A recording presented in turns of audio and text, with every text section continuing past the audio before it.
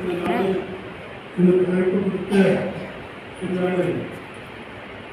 ஆயர்களுக்கும் மற்றும் பொருளாளர் செயலாளர் மற்றும் திருச்சபை மக்கள் பெரியவர்கள் அனைவருக்கும் இயேசு கிறிஸ்துவின் நாமத்தினால இந்த பரிசுத்தமான வாரத்தில் 2ஆம் நாட்களில் எனக்கு வாய்ப்பு கொடுத்த அனைவருக்கும் நன்றி தெரிவித்துக் கொள்கிறேன். அன்பானவர்களே, இந்த காலையில் கொடுக்கப்பட்ட யோவானின் சுவிசேஷம் 12ஆம் அதிகாரம் 23ஆம் வசனம் முதல் 33ஆம் வசனம் வரை நான் நேற்று தினத்தில் அறிவுரை கேட்கும்போது இதை குறித்து சொன்னார். இதை குறித்து மெசேஜ் கொடுக்க வேண்டும் என்று சொன்னார். அதை குறித்து கர்த்தர் நாளில் நமக்கு உணர்த்தபடி தேவசனத்தை நோக்கிட்டிருப்போம். எல்லாரும் சபத்தில் இருப்போம். பரிசுத்தமுள்ள பிதாவே, இந்த நாளை கொடுத்துக்காக கூடான ஸ்தோத்திரம். இந்த பரிசுத்தமான வாரத்தில் அடியனை கொடுத்துக்காக நன்றி ஆயிடுச்சு. இப்போது அடியனை மறைத்து நீ வெளிப்படுத்தும். உன் கரத்திலே ஒப்புக்கொடுக்கிறேன், பெரிய காரியம் செய்யும். நசரேயனாகிய இயேசு கிறிஸ்துவின் நாமத்தினாலே கேட்கிறோம் ஜீவனுள்ள தகப்பனே, ஆமென். அன்பானவர்களே, இந்த நாளில் யோவானின் சுவிசேஷம் 12ஆம் அதிகாரம் 23ஆம் வசனம் யாராவது வாசிக்கலாம்? அப்பொழுது இயேசு அவர்களை நோக்கி, மனுஷகுமாரன் மகிமைப்படும்படியான வேலை வந்தது. மெய்யாகவே மெய்யாகவே நான் உங்களுக்கு சொல்லுவேன், கோதுமை மணியானது மனுஷகுமாரன் மகிமைப்படும்படி வேலை. இந்த 2 நாட்களில் நாம் சில முக்கியமான காரியங்கள் சொல்லிவிட்டு தான் அந்த காரியங்களுக்கு நம்ம கடந்து போக முடியும். லெந்து என்று சொன்னாவே நமக்கு வசந்த காலம், கிறிஸ்துவர்கள் வளர்ச்சிக்குரிய காலம்.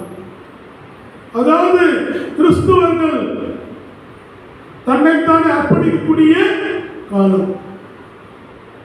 சிலுவையை நாம் முன்ன வைக்கிறோம். சிலுவை கிறிஸ்து பற்றிய உபதேசம் கெட்டு போவதற்கு வைத்தியமாயிருக்கிறது. ரட்சிக்கப்பட நமக்கும் தேவ பலன் இருக்கிறது. இயேசு கிறிஸ்து தன்னுடைய திருப்பணி ஆற்றுகின்ற வேலையை குறித்து பார்க்கும்போது 30 வயது வரை தன் தாய்க்கும் தன் தகப்பனுக்கும் ஊழியம் செய்தார். 3 வருடம் மட்டும்தான் அவர் திருப்பணி ஆற்றினார். இந்த 3 வருடத்தில் அற்புதங்களையும் அடையாளங்களையும் செய்தார். இப்படி செய்து முடிக்கின்ற நேரத்தில் தான் அவர் தன்னை அர்ப்பணிக்க போகிறார் என்று சொல்லி இந்த திருமறையில கொஞ்சம் முன்னாடி பார்க்கும்போது சொல்லப்பட்டிருக்கிறது. மனுஷகுமாரன் தள்ளப்படுகின்ற ஒரு நேரம் வரப்போகிறது. அதாவது மற்றடைய கைகளை ஒப்புக் கொடுக்க போகின்ற நேரம் வரப்போகிறது என்று சொல்லுகிறார். ஏனென்றால் சிலுவையிலே அவரை அறைப்போகிறார்கள். சிலுவை என்பது ஒரு சாதாரண விஷயம் அல்ல. அது அந்த நாட்களிலே, அதாவது சிலுவை எப்போது அதை சிலுவை அறைய வேண்டும் என்று எப்போது கிறிஸ்துவுக்கு முன் 562ஆம் ஆண்டிலே கிரேக்கு, அதாவது போன பிறகு மேதியா மெர்சியா என்ற காலகட்டத்தில் தான் இந்த சிலுவையை கொண்டு வந்தார்கள். மெர்சியா என்ற காலகட்டத்தில் தான் அநேக மக்களை, யூத மக்களை சிலுவையில் அறைந்திருக்கிறார்கள். இது சாதாரண விஷயம் அல்ல. ஆனால் இந்த மெர்சியா காலத்தில் தான் இப்படி பயங்கரமான ஒரு கொடுமையை நடக்கிறதை பார்க்கின்றோம். ஆனால் இந்த நாளிலே இயேசு கிறிஸ்துவும் சிலுவையில் அறையப்போகிறார்கள் என்று சொல்லி அதை கொடுமையான ஒரு சின்னமாக காணப்படுகிறது. இப்படிப்பட்ட காணப்படுகின்ற சிலுவையை இன்னும் பார்க்கும்போது நம்ம அர்ப்பணிக்க வேண்டும், ஒப்புக் கொடுக்க வேண்டும். இயேசு கிறிஸ்துவை நாம் ஏற்றுக்கொண்ட அத்தனை பேரும் சிலுவையை சுமக்க வேண்டும். சில பேர் காரி துப்புவாங்க, நல்லது பேசுவாங்க, தீமை பேசுவாங்க, பலவிதமாய் பேசுவாங்க. தன்னுடைய வார்த்தையை நிறைவேற்றப்பட வேண்டும். இயேசு கிறிஸ்துவின் நோக்கமே மனுஷகுமாரன் என்ன பண்ணாரு? மனுஷகுமாரன் பாவிகளை ரட்சிக்க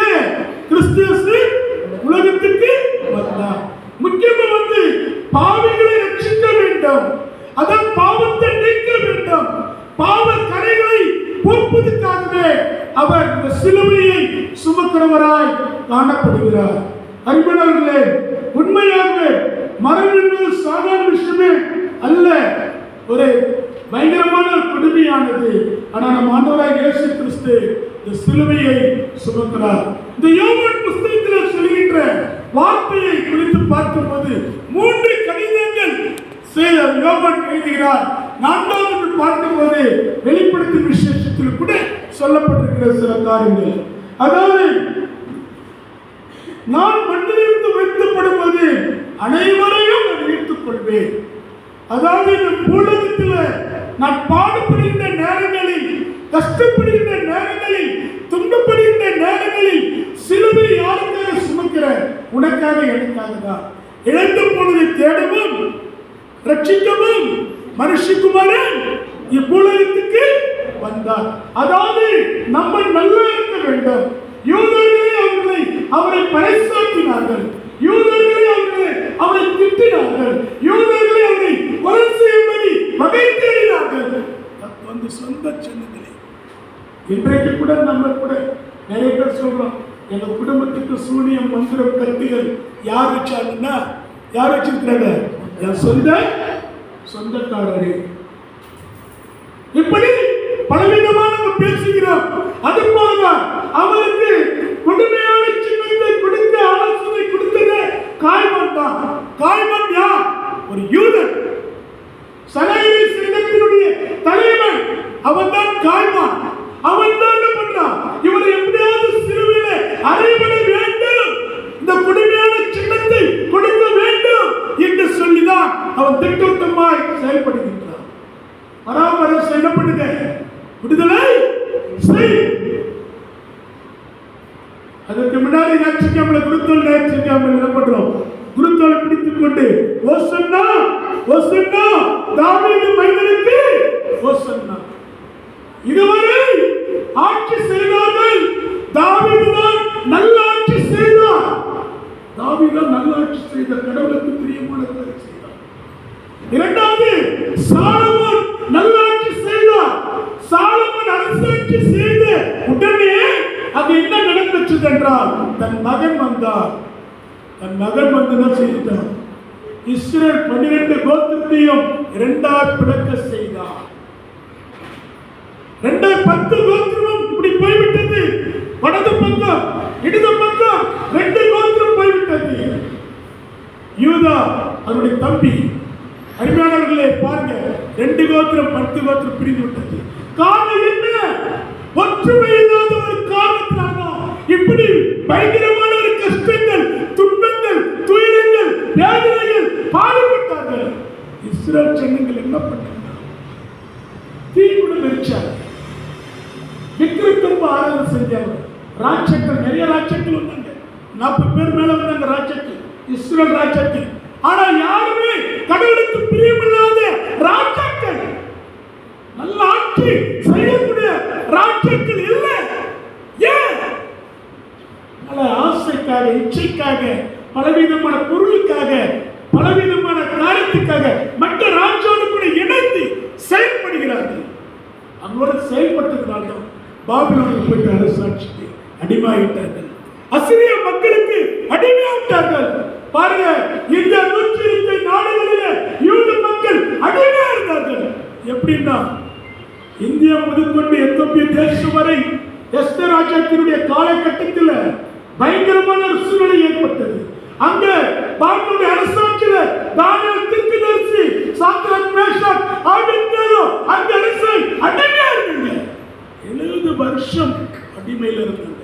அதனால சொன்னாங்க, இதுவரை எங்களுக்கு நல்ல அரசனே இல்லை, நல்ல நல்ல எங்களை வாழ வைக்க மாட்சிமை மகிமை படைக்கக்கூடிய அரசன் இல்லை. எப்பொழுது வருவார்கள் என்று காத்துக் கொண்டிருந்தார்கள். அப்பதான் தீர்க்கதரிசியா இருக்கிற ஏசாயா சொல்கிறார், நமக்கு ஒரு பாலகன், நமக்கு ஒரு குமாரன் கொடுக்கப்பட்டார். கர்த்தத்தோ அவர் தோளில் இருக்கும். அவர் நாமம் அதிசயமானவர், ஆலோசனை கர்த்தர், வல்லமையுள்ள தேவன், நித்திய பிதா, சமாதான பிரபு. சமாதானத்தை கொடுக்காம இவ்வுலகத்தில் ஒரு ஆட்சி வரப்போகிறார். அவர்தான் யூதருடைய அரசர், யூதருடைய அவர்தான் தாவீது மைந்தன், அவர்தான் இவ்வுலகத்துக்கு நல்ல சமாதானத்தை கொடுப்பார், அவர்தான் நல்ல ஆட்சி செய்வார் என்று சொல்லி ஆணித்திருத்தமாய் சொல்லப்பட்டிருக்கிறது. அருமையானவர்களே, மற்ற ராஜ்யங்கள் பலவிதமாய் கெடுத்து குட்டி சேராக்கப்பட்டு போய்விட்டார்கள். அதனால இயேசு கிறிஸ்து தன்னுடைய ஆதியிலே ஒரு வார்த்தை இருந்தது, அந்த வார்த்தை தேவனிடத்தில் இருந்தது, அந்த வார்த்தை தேவனாய் இருந்தது. அந்த வார்த்தை தான் யோவான் 1ஆம் அதிகாரத்தில் 14ஆம் வசனத்தில் அந்த வார்த்தை மாம்சத்திலே வெளிப்பட்டது. அருமையானவர்களே, அவர்தான் ஆண்டவராகிய இயேசு கிறிஸ்து. அந்த வார்த்தை நிமித்தமாய் அந்த மாம்சத்தை, அந்த உருவத்தை பார்ப்பதற்காக ஒருவர் காத்துக் கொண்டிருந்தார். சிமியோன், என் ரட்சகரை நான் பார்க்க வேண்டும், என் ராஜ்யத்தை நான் பார்க்க வேண்டும் என்று காத்துக் கொண்டிருந்தார். அந்த காத்துக் கொண்டிருக்கிற நேரத்தில் அவர் என்ன செய்தார்? நல்ல கவனிங்க. மரியாளும் யோசேப்பும் குழந்தை தூக்கிக் கொண்டு 7ஆவது நாள் வரும்போது, அதாவது விருத்தசனம் அது பிரஸ்பணத்துக்காக வரும்போது சிமியோன் காத்துக் கொண்டிருந்தார். அந்த குழந்தை பாலம் எடுத்து, இவர்தான் மேசியா, இவர்தான் மேசியாவை கண்டு என் ராஜ்யத்தை கண்டு இனிமேல் நான் நல்ல நித்திரை செய்வேன் என்று சொல்லி உறுதியளிக்கிறார். அருமையானவர்களே, எவ்வளவு பெரிய விஷயம் பாருங்க. அந்த மேசியா தான் நம் ஆண்டவராகிய இயேசு கிறிஸ்து. ஆனால் மேசியான்னு சொன்ன மாத்திரத்திலே ஒரு ரட்சகர் பிறந்தார் என்ற மாத்திரத்திலே யாராவது பிளாத்தம், யாராவது பயங்கரமாய் திட்டத்திட்டினார். அதுக்கு துணியா இருந்தவர்கள் யாருன்னா கூட இருந்த யூதாஸ்காரியும் துணியா இருந்தார். பராபரசை விடுதலை செய், இயேசுவை சிலுவையிலே அறையுங்கள் என்று சொல்லப்பட்டிருக்கிறது. அருமையானவர்களே, பாருங்க, அப்படிப்பட்ட ரட்சகர் தன்னுடைய 3 வருடம் காலகட்டத்தில் 3 வருடம் வருஷத்துல, அதாவது திருப்பணி ஆட்சி, அற்புதங்கள், அடையாளங்கள், அதிசயங்கள் எல்லாமே கொடுக்கிறார். என்ன கொடுக்கிறார்? இலவசமா பெற்றுக் கொடுங்க, பணம் கொடுத்து வர வேண்டாம். நிறைய பேர் மந்திரம் சொல்லி மந்திரம் என்ன பண்ணுவோம்? பணம் கொடுத்தா கத்து கொடுப்போம். இது வச்சே இது வரும், அது வச்சே இது வரும். ஆனா ஏன் சொல்றாரு? நீ பைபிள் பண்ணி என்னை விசுவாசி, என்னை நோக்கி பாரு, நீ நோக்கி பார்க்கும் போது உனக்கு இலவசமாய் கொடுக்கிறேன். மத்தேயு சுவிசேஷம் 10ஆம் அதிகாரம் 8ஆம் வசனத்தில் படிக்கும் பார்க்கலாம். மத்தேயு சுவிசேஷம், வியாதிகளை சுத்தமாக்குங்கள், குஷ்டரோகிகளை சுத்தம் பண்ணுங்கள், மரித்தோரை எழுப்புங்கள், பிசாசுகளை துரத்துங்கள், இலவசமாய் பெற்றீர்கள், இலவசமாய் கொடுங்கள். அல்லேலூயா. அது எவ்வளவு ஒரு மகிமையான வார்த்தை. இலவசமாய் கொடுக்கிறேன். 3 வருடம் ஊழியத்தின் பாதையில நம் ஆண்டவராகிய இயேசு கிறிஸ்து எல்லா வேலையும் செய்து முடிக்கிறார். எல்லாத்தையும் கொடுக்கிறார். சிஷ்யர்களை உருவாக்குறாரு. கலிலேயா பட்டணத்துல, சமாரியா பட்டணத்துல இருக்கிற ஒவ்வொருவரும் நபதலியா போயிட்டு அவங்க இருக்கிற கலிலேய மக்கள் மத்தியில் போயிட்டு மீன் பிடிக்கிறவர்களை அவங்களை கூப்பிடுறாரு. வாடா, இனிமே நீ மீன் பிடிக்க தேவையில்லை, உன்னை நீ மனுஷனை பிடிக்காத சொல்கிறார். அருமையானவர்களே, ஆண்டவர் தன்னுடைய 3 வருட திருப்பணியில வல்லமையாக செய்து முடிக்கிறார். அவருக்கு தெரியும், என்னை இவர்கள் ஆண்டு பிதானவர் மனுஷனுடைய கையில், அதாவது மனுஷனுக்கு ஒப்பு கொடுக்க போறார் என்று நல்லாவே தெரியும். அதுதான் யோவான் சுவிசேஷம் 17ஆம் அதிகாரம்